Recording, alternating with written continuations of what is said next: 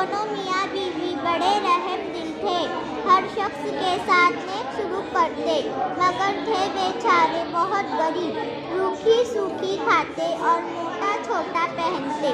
उन्होंने सफ़ेद रंगत का एक कुत्ता पाल रखा था, जिसका नाम शेरू था।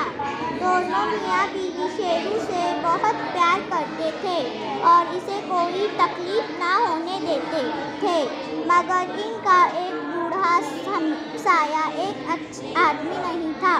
वो कुत्तों से नफरत करता था और जब भी इसे मौका मिलता वो शेरू को मारता पीटता था।